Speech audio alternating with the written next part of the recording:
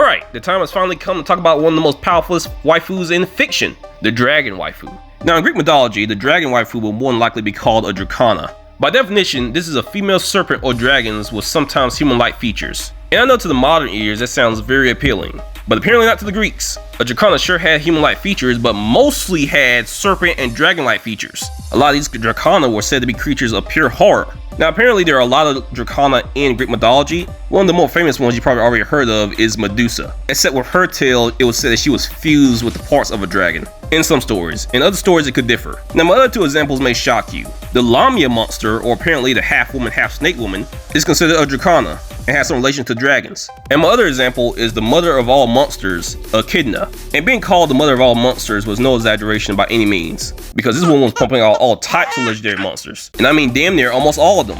Besides birthing actual dragons, she birthed the Hydra, the Chimera, a monster called Orthis, and the famous three-headed dog Cerberus. She birthed the Nemea lion that was killed by Hercules, and the most famous of all, I have to say, the Sphinx. The Sphinx of all things, she birthed the Sphinx. This shocked the hell out of me, because I didn't know that the Sphinx actually came from a goddess of all things. Like, I always saw the Sphinx as overpowered, but this shocked me. Seriously. My only question now is, who the hell is the father? I don't even care how he looks, he's still crazy. Beverly saw the mother of all monsters, and all his tentacle snake heads were just like, y'all don't even understand, the Sphinx is overpowered as and you're telling me this monster just popped out of her mother's vajayjay at one point and was just like, I'm here bitches, trying to answer some riddles or die horribly. Like, who put those evil thoughts in your head? I played Dragon's Dogma 2, those riddles are hard. Just popping out of the vajayjay, just like, riddle me this, Batman. Like, bro, I was just in awe. Seriously. But you wanna know what shocked me even more? With all the dragons and dragon-like creatures in mythology, I still couldn't find an example in folklore of the dragon waifu, the perfect dragon waifu, just sexy woman with dragon features. I couldn't find that at all. But then I had a huge realization. What if one day a man was just looking at a picture of a dragon and was like, oh, this is so cool. But you know what make it better? Big old titties. And yes, it sounds like a simplistic answer to how the dragon waifu came to be in anime and media, but hear me out. If the men in the past put tits on spiders and rabbits, it doesn't surprise me that they'll put tits on dragons also. Now my realization for this didn't come out of nowhere. I first started thinking this when I read about the dragon Quetzalcoatl, and I hate this name with a passion, because why is it so weird and long? This name was not made for the American tongue. I feel tired just saying it. Now the name Quetzalcoatl means feathered serpent. It was a male dragon seen as the Aztec and Mayan creator god. It was also known to be a patron of rain, science, and agriculture, and a lot more. All in all, from what I read, it would seem to be a pretty good god. Now, like I said before, Quetzalcoatl is a male dragon. He does have a human form. Apparently in his human form, he looks like a light-skinned, bearded man. But this right here is how he's portrayed in anime. And so, feel free to run away from the threat of yours truly!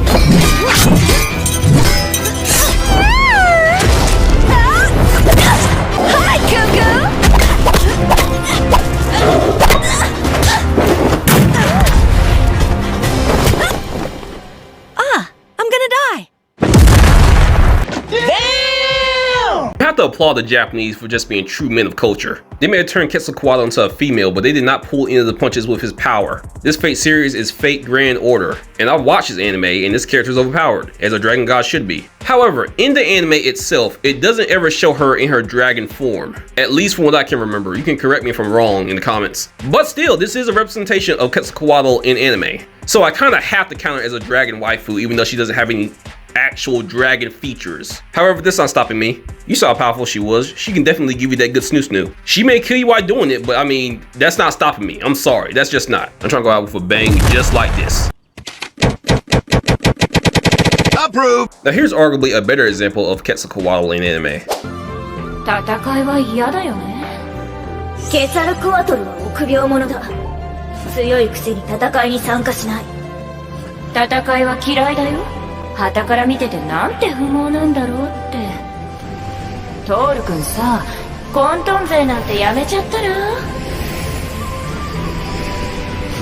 Now again, the anime did make Quetzalcoatl female. But at the very least, they gave her a dragon form. And her dragon form was very accurate to the images I've seen of the feathered serpent. But again, it is anime, so of course they gotta give her massive ass titties. This anime is called Miss Kobayashi's Dragon Maid. It's basically just a great slice of life with great animation. In the anime, Katsukiwala is called Lukia. And of course, she's not a light-skinned man for beard. She's honestly almost the exact opposite. A woman with humongous boobs and horns. And apparently when her eyes are actually open, she has different color eyes. Now by now you can probably see my earlier point. The Japanese really did take just some mythical creatures and add huge boobs to them. And I mean, again, I have to say, bravo. They know their audience. Now as far as being a dragon waifu goes, Lukia is full of pros. And I try to find some cons for her, but yeah, the pros definitely outweigh the cons. In fact, the only real con I can say about her is her flirtatious nature.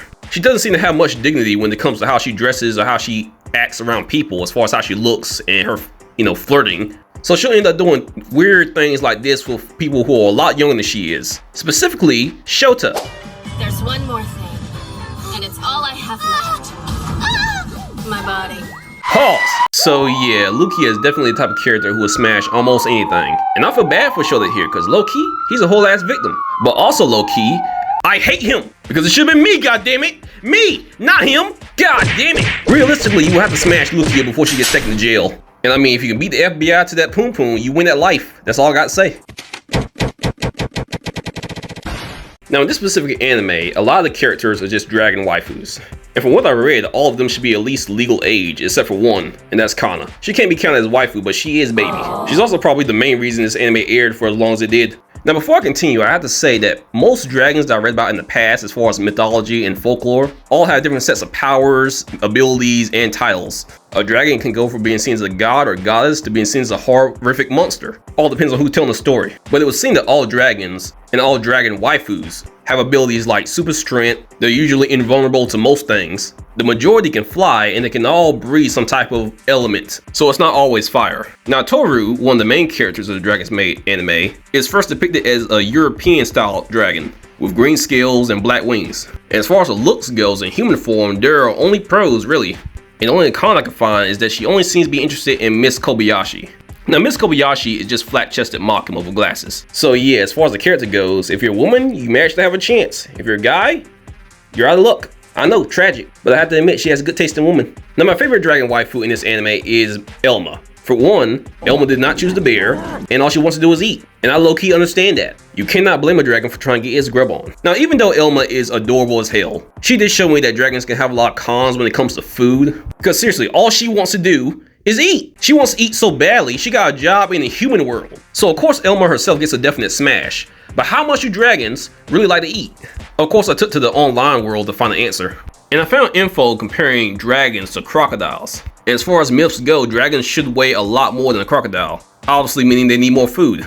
But more in this case is putting it lightly. Because it was estimated that a dragon would need at least 380,000 calories per day. And to put that in perspective, that's one pony per day. So yeah, I would say that's a pretty big con as far as Elma and dragons that like to eat go. But they're all not the same height or size. So obviously depending how big they are would depend on how much they will have to eat. And if this appetite doesn't change in human form, then more than likely they'll eat you out of house and home. If they don't decide to eat you. Most dragons and myths are carnivores. And they definitely don't mind eating humans. But I don't think Elma's interested in eating humans. In anime, she loves sweets and can be easily bribed with them, so I'll still have to say smash, even though your pockets will be feeling it. You probably don't make enough to feed this woman. Now the next dragon I have to mention is Ilulu. Apparently in the past, on the internet, there was a big controversy on her look, so I kind of hesitate to even bring her up for this video. However, I did check her age online. I don't even know why this should really matter because it's a work of fiction, but I checked her age online to be safe, and she's at least the age of Toru. But she is very short with humongous boobs. I mean the biggest boobs in the show, and I am not complaining. Now her full dragon form hasn't been revealed yet, but she is said to be more of a violent dragon than all the others. And the reason she gave in the anime for her titties being so big is that she uses them to store fire. And I mean, who knows, this could also be the reason why Lukia's boobs are so big, but they don't really go into too much detail about that in the anime. And if you like really short women with humongous boobs, I can't really find a con for her. But she does give me an idea for a con as far as fire dragons go. As far as I've seen in the show, her and Toru both breathe fire. So you gotta imagine how hot that breath actually is. Now, as far as Ilulu storing the fire in her body, there have been people that theorize that a dragon's fire breath is more like a flamethrower, in which a dragon emits a flammable liquid or gas and ignites the gas or liquid with its teeth, creating fire. However, trying to smash something like this that holds heat or liquid like this in their body seems quite dangerous, because if this flammable liquid is in their body, they could include like saliva and even sweat. It's a theory and notable con, so just take that with a grain of salt, because you may not want to stick your dick in that. I do love Ilulu's humongous character development though. Like, she has the best character development in anime, I have to say. That character development is huge. Now, there are plenty of other dragon waifus I can mention in anime. However, Miss Kobayashi's Dragon Maid gives me a different range of dragons, and they're all different. They're all just unique in their like personalities and how they look in the dragon form and their human forms. Plus, the majority of them in this anime have huge boobs. So of course I want to talk about them. This is a waifu video. Now, to sum it all up from what I've learned, with all the pros and cons that I mentioned, is it still wise to smash a dragon waifu? And if we're just talking about in human form, that should be safe.